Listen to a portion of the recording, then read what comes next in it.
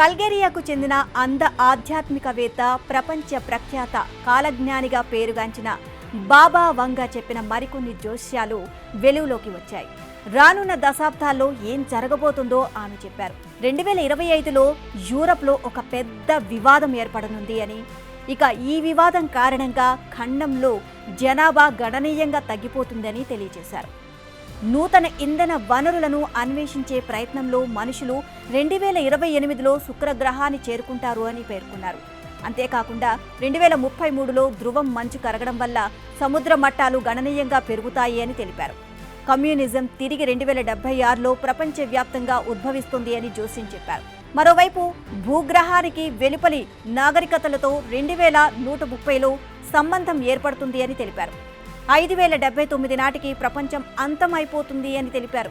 కాగా 85 సంవత్సరాల వయసులో 1996లో బాబా వంగా చనిపోయారు. 12 ఏళ్ల వయసులోనే ఆమె తన చూపును కోల్పోయారు.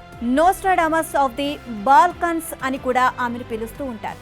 మన తెలుగువారు బ్రహ్మంగారి కాలజ్ఞానాన్ని ఏ విధంగా నమ్ముతారో బల్గేరియాలో బాబా వంగా చెప్పే జోస్యాలను అలాగే విశ్వసిస్తారు.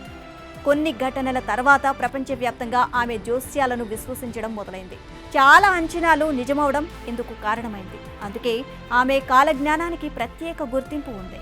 అమెరికాను గజగజలాడించిన 9/11 ఉగ్రవాద దాడులు, బ్రిటన్ యువరాణి డయానా మరణం, చెర్నోబిల్ విపత్తు, బ్రెగ్జిట్ వంటి కొన్ని సంఘటనల్ని ఆమె ముందే ఊహించి చెప్పారు అని అంటుంటారు. 2024లోనూ ఆమె అంచనా వేసిన కొన్ని నిజమవుతున్నాయి అనే వాదనలు ఉన్నాయి. క్యాన్సర్ వ్యాక్సిన్ ని రష్యా అభివృద్ధి చేయడం, జపాన్, యునైటెడ్ కింగ్డమ్ వంటి శక్తివంతమైన దేశాలు ఆర్థిక సంక్షోభంలో చిక్కుకోవడం ఆమె చెప్పిన జోస్యాల్లో భాగమేననే వాదనలు ఉన్నాయి. ఇక బాబా వంగా అనుచరులు ఇప్పటికీ ఈ ప్రవచనాలకు ఆకర్షితులయ్యారు.